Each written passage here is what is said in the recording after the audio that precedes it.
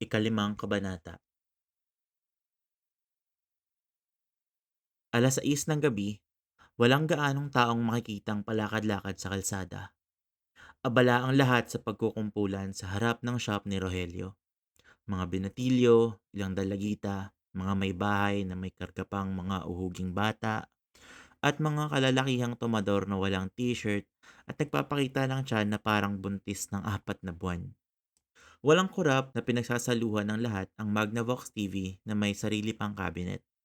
Pinagawa kay Rogelio at hindi pa natutubos ng may-ari, kaya kasalukuyan munang tinetest. Nakatutok sa balita tungkol sa insidenteng nangyari noong araw ding yun.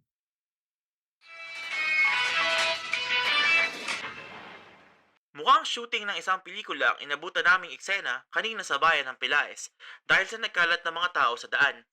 Nang tanongin namin ang mga tao, iba't iba ang kanilang naging mga kasagutan. Yung ano daw ho, may babae nanganak ng hito. May bagong biktima yung mga satanista. Bumagsak yung spaceship! May spaceship ho? Bumagsak? Oo, spaceship! Doon daw nakatira yung taong ahas. May pelikula poli sila Lenny Santos at Ray PJ Abellana. Sa bawat taong nakukunan ng kamera, naghihiyawan ang mga taga-Pilaes na nakahaluan pa ng sipol at palakpakan pag may nae-ekstrang kapitbahay. Ngunit nang sundan namin ang tinuturong direksyon ng mga nakasaksi, eto ang bumungad sa amin. Nag-zoom in ang kamera sa isang lalaking nakasampay sa krus ng isang mataas na simbahan. Dahil kapos ang hagdanang gamit ng mga lokal na bombero, higit kalahating oras pa na inabot bago na ibaba ang taong nakabitin.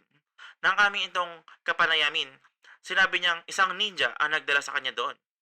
Nang tanungin kung bakit may gumawa ng ganito sa kanya, sinabi niyang nagnakaw lang naman daw siya ng isang pirasong pakwan. Hiyawan na naman ang mga nanonood. Sa lakas ng tawanan, nalunod na ang TV at nagkanya-kanya na ng haka-haka ang taong bayan. Ang akin lang kasi, dapat maayos na lang siya nanghingi ng pakwan. Total pakwan lang naman yun eh. Yun nga eh, pakwan lang pala. Ba't isinumbong pa sa pulis? Kasalanan to ng gobyerno. Wala namang nagsumbong, bigla lang dumating yung ninja. Aba, may superhero na pala tayo dito. Akala ko sa ibang bansa lang yun. Hindi naman kasi pinakita sa Channel 13. Kanina sa Newswatch, nakuhanan mismo ng camera ang misteryosong ninja. Malabo ang kuha, pero kitang-kita isang lundagan lang niyan tuktok ng Santo Domingo. Isang lundagan? Napatingin si Bokbok kay Rogelio sa loob ng shop. Oo, wala namang hagdanan o tali sa labas ng simbahan eh. Kung meron man, hindi niya rin maakyat yun ng ganun kabilis. Buhat-buhat niya pa yung tao ng isang kamay lang eh. Samantala, isang overseas contract worker na namatay sa tamang sa Algeria ang kasalukuyang iniimbestigahan ngayon dahil sa di umano'y misteryosong sakit. Sandali, anong ninja? Naiiwang tanong ni Aling Baby. Ninja? Yung parang sa Japan. May takip sa mukha yung misteryosong tao. Aw, come on. Ninja Kid. Baka si Dennis da Silva yun. Hindi kaya yun yung balita kahapon na nawawala raw na lalaki? Nawawala sa sarili.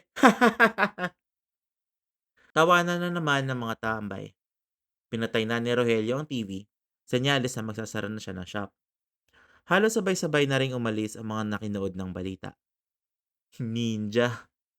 Tinignan siya ni Bokbok ng may halang pangaasar nang makaalis na ang mga tao.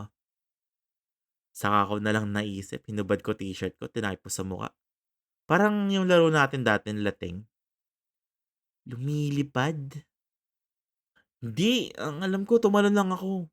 Hindi ko alam paano ko naabot yun. Pakwan?